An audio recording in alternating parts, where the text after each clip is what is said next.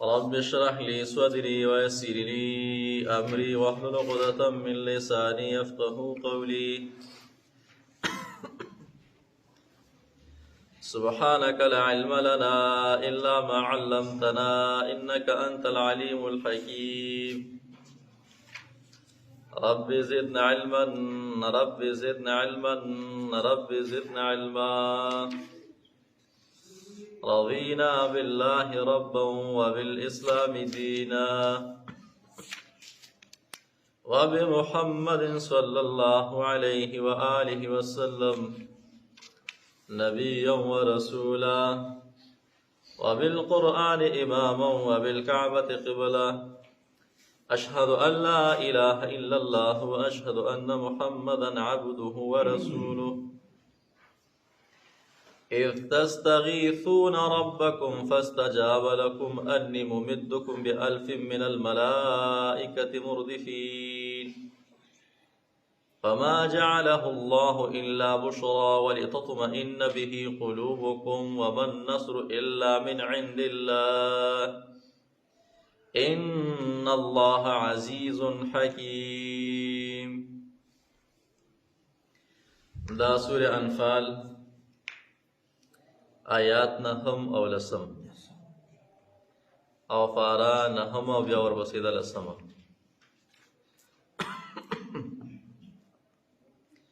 دې آیاتونو مبارکو کې د علماو مفسرینو د وینا مطابق د غزوه بدر سره متعلق سو خبرې ذکر کیږي. کله چې جناب نبی کریم محمد ربی صلی الله علیه و وسلم او داغه ملګری بدر میدان ته ورسېدل. دا بدر مقام او میدان دا د مدینه منورې نه تقریبا 8 میله کې پروت دی، جنوب طرف ته 110-11-12 تقریبا کیلومیٹر جوړیږي. بدر دا هغه ځکه یو کوی دا بدر اصل کې د سړی نوم خدا ځکه بیا یو کویو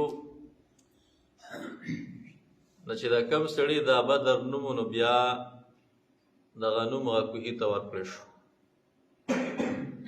بیا هغه ټوله علاقه په بدر باندې مسمى شوه او دغه ځای کې به جاهلیت په دور کې میله لګېده او هغې چې به داسې غټه خبره کله مخې ته راتلې داسې غټ ځای میدان ته به وتل.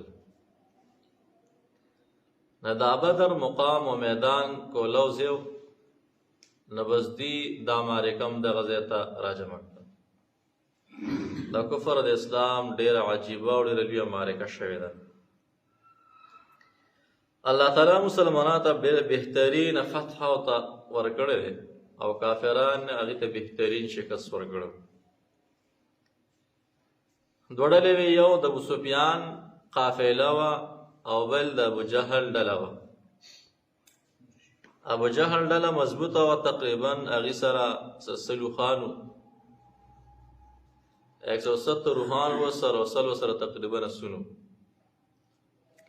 او مسلح برابر. بل طرف ته مسلمانان 313 یا 317 دا لګبګ هغې سره 2 اسونه او یا وسره روحانو بس دغې سره سلو سامان مسلمانان سره. الله کریم خوښوله چې دا کمزوري مسلمانان چې دي په دې دا مضبوط کافران وامه چې اسلام ته الله مضبوطه فتح ورکړي او مسلمانان وی چې ابو سفیان باندې ورځو هغه نه به درس ووایو. به هر حال الله ته چې څه منظوره وه هغه دا وه چې دوی په ابو جهل باندې ورشي د هغه سرکوبي وکړي او هغه چې دی نو تس نس کړي. د بدر مقام ته ورسېدل. انشاءالله ورځ نیمه کې به هغې تفصیلي زه واقع بیانوم که خیر الله ته منظور وي. الف نواله یا خلاصه دا چې کله دې بدر مقام ته ورسېدل، یو طرف ته کافران بل طرف ته مسلمانان دي، او درس کې ورسره خبرې په خپله سم را روانې دي.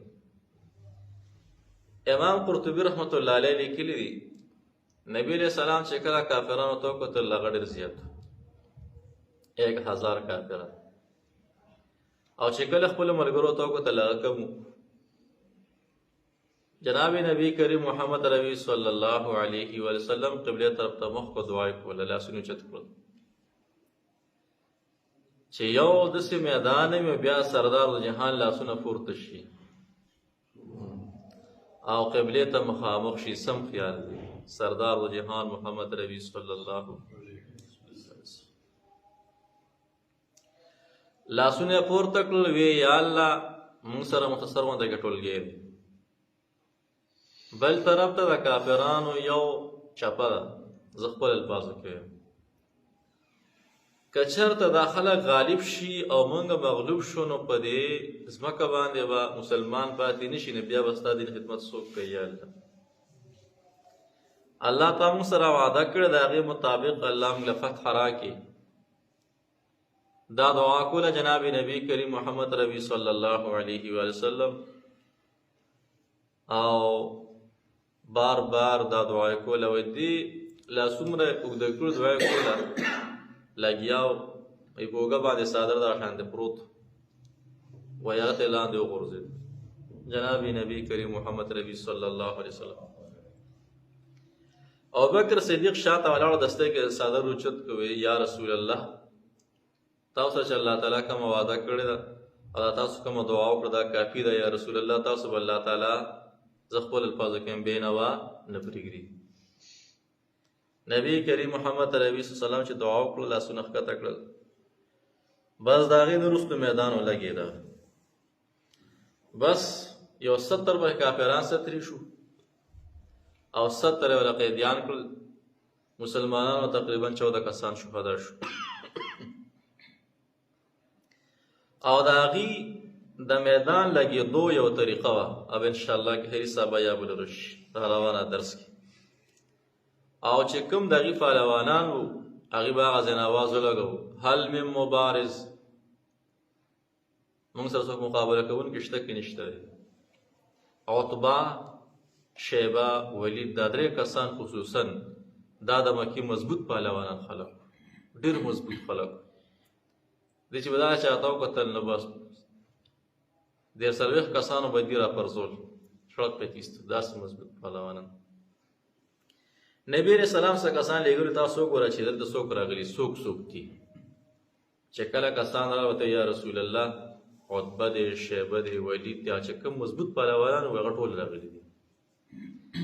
رسول الله مبارک فرمایل مکی هغه ټول غوړي ریست د میدان ته راوستي دي، مکی هغه ټول غوړي اغیستي دي، او چې څو ټول خلاصه هغه ټول میدان ته راغلی ده.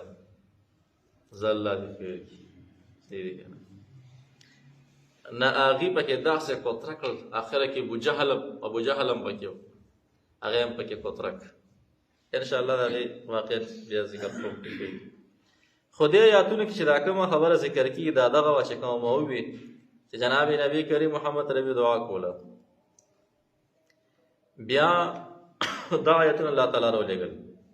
الله فرمایي زما پیغمبر خفه کېږم فرښتې به درولېږم.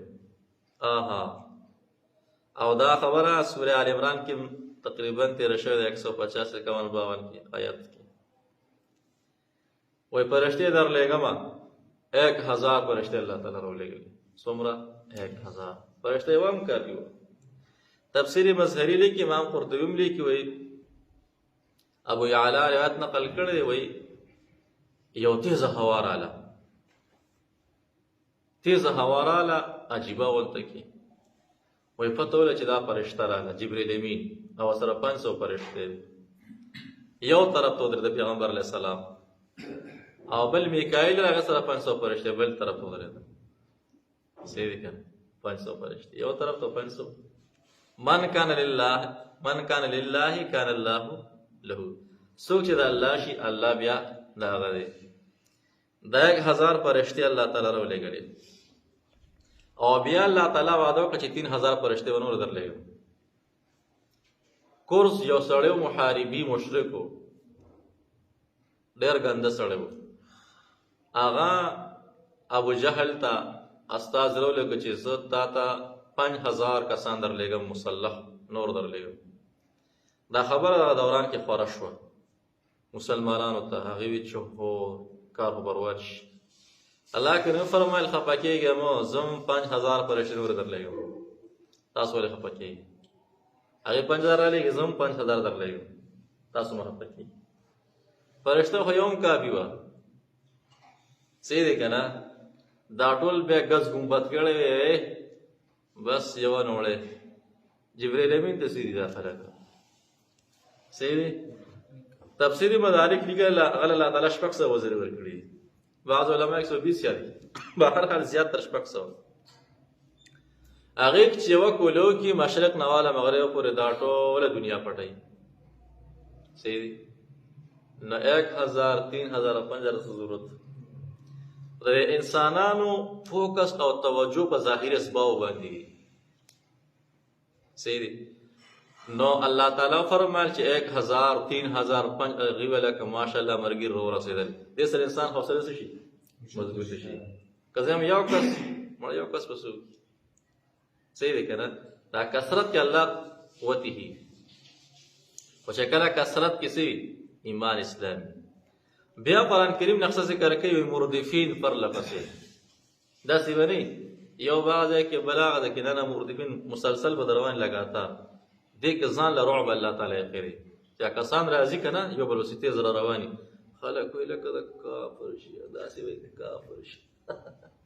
قرآن کریم فرمایي مردفین به فرشتې به راځي خو څنګه وایي بلکل کړی په یو بل پسې کړی را رواني چې دا کافران ګوري که نه چې دې به رعب وي. آیا فرشتو جهاد کړی که نه دی کړی؟ او کړی دی. زیاتره علماو چې نه دی کړی، زیاتره چې کړی دی ګزار یې کړی دی. ما تاسو سورت ال عمران کې خبر هم کړی وه. صحابه وایي موږ به یو صحابي وایي زمانه مخکې بل ملګری و یو کافر په هغه باندې راغی زمانه فاصله کې وایي هغه به چې څنګه ګزار کوو سره ترې نه وو نو وایي زمانه مخکې څه ونو د هغه سر ووالي چې زما مخکې د هغه نه پرېوته دا کافر وما چې بلکل صدق الله و صدق رسول الله تعالی فرشتې رالیږلي دي. صحیح دي که نه؟ نه بیا د فرشتې ګزاره نه چې کله جانان خوله پورته کړي لاسونه اوچت کړي نو فرشتې به نه راځي. ولې به نه راځي؟ مړ صحیح دي که نه؟ الله کریم فرمایي تا سره په خپله یم پروا مه کوې. دې دو آیاتونو کې دا دو خبر ذکر کیږي.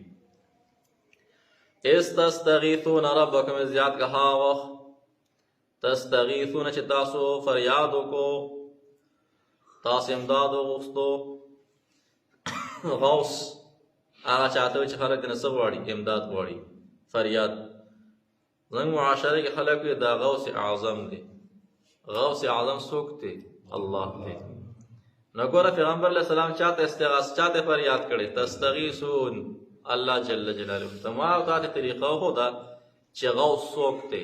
الله دی. غوث اعظم څوک دی؟ الله دی. مخلوق کې غوث اعظم نشته دی. ښه صحیح دی که نه؟ الله تعالی په خپله غوث اعظم دی او ستا فریاد اوري. مخلوق به ستا څه فریاد اوري؟ اوري یې خو چې کله ژوندي وي خو کار دله نه کوي. ښه چې کله ګړندي وي چې کله برلندي شي نه بیا اواز نه اوري نه کار به څنګه وکړي. صحیح دی. استستغیثون کله چې تاسو فریاد وکړو ربکم رخپل دا نه طریقه بله دا مو ده چې کله د الله تعالی نه غواړې فریاد ورته کوه. څه کوه؟ فریاد. معنا دا عاجزي کوه. په سوال کې څه کوه؟ عاجزي کوه. یا الله ماله زما دا کار وکړي. ځان جړغوني که ځان له جړه راوله که نه دې رسید نه شکل د جړه اختیار که. ربکم در خپل نه فاستجاب لکم ډایرکټ ورپسې فرما چې ستاسو دعا الله تعالی قبوله کړه. ولې هغې کې استغاثه الله تعالی ته وه. استغاثه تا فریاد چا ته وکړو؟ الله طریقه دې دغه اختیار کړه نو ډایرکټ جواب فاستجاب لکم الله تعالی ستاسو دعا قبوله کړه.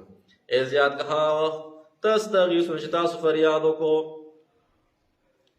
ربکم رخپل ته فاستجاب لکم دعا قبوله کړه ستاسو انی ممدکم انی یقینا زچم ممدکم امداد کوم ستاسو بألف فزر باندې من الملائکة فرشتون مردفین مسلسل فرل فصلہ گاتار یو بل بلا روانی وی ما وضاحتکم مردفین بارکی وما جعله الله الا بشرا ولتطمئن به قلوبکم.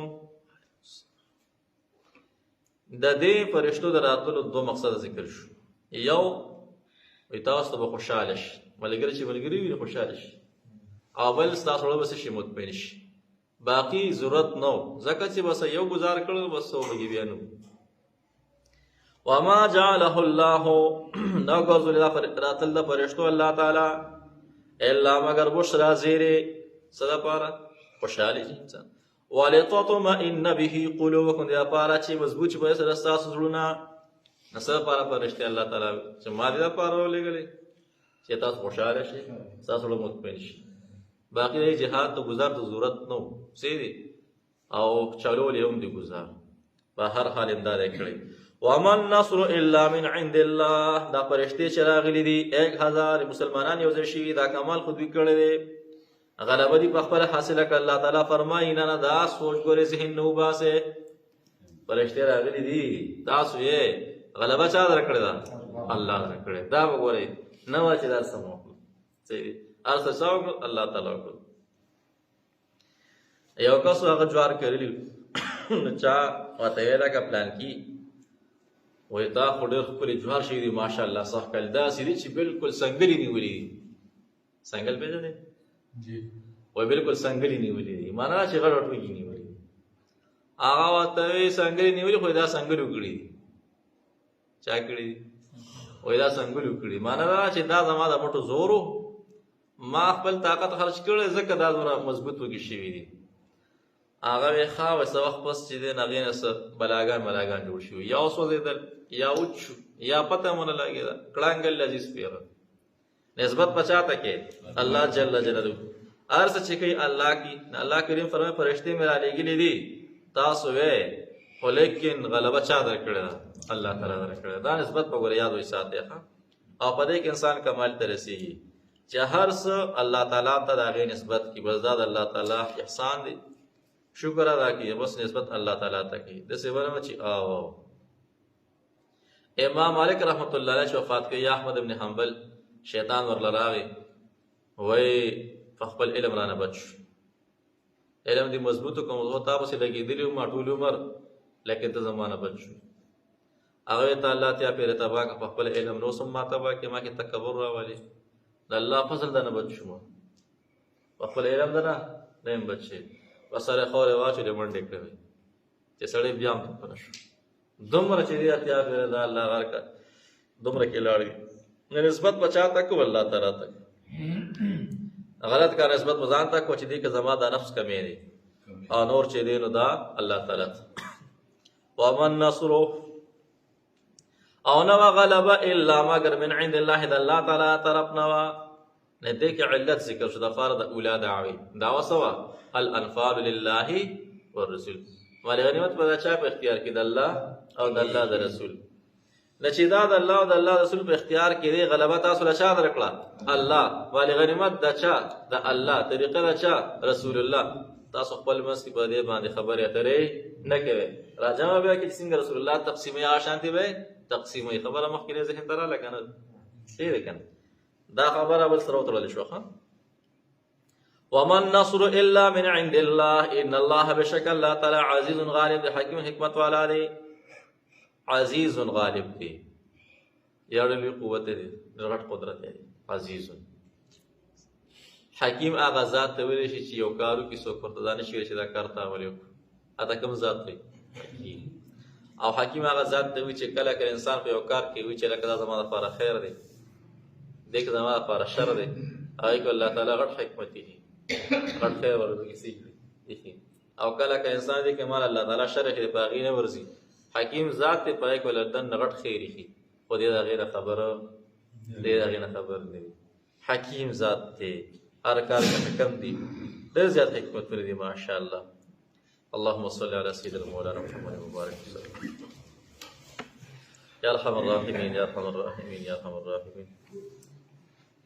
یا ذا الجلال والاکرام یا ذا الجلال والاکرام یا ذا الجلال والاکرام. یا الله زموږ نه راضي شي، یا الله کړي ګناهونه معاف کړي، آینده کې د ګناهونو نه وساتي. الله موږ نه شیطان شرارت نه وساتي. موږ سره مشران دي کشران نوجوانان الله دې د ژوند کې ملحال کې برکتونه واچي. د ټولو پریشانۍ حد پکې څومره بیماران دي الله غیله شفا ورکړي، او څومره وفات دي الله ټولو مغفرت فرمایي. الله زموږ ټولو حال باندې رحم او کرم وکړي. څومره بیماران دي الله غیله شفا ورکړي. الله زموږ راضي شي. ضروريات جایز فاحشات د ټولو مسلمانانو انسانانو سره زموږ د خپلو خزانو الله تعالی برابر کړي. وصلی الله تعالی علی خیر خلقه محمد و آله وصحبه.